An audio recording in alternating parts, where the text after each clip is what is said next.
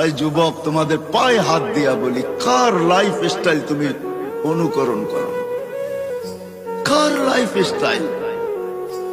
Life style অনুকরণ করো তো মুহাম্মদুর রাসূলুল্লাহ।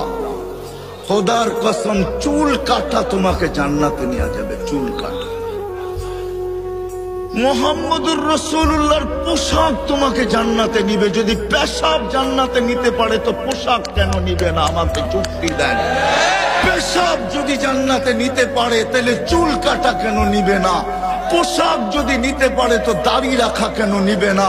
পোশাক যদি নিতে পারে তাহলে পর্দা কেন নিবে না?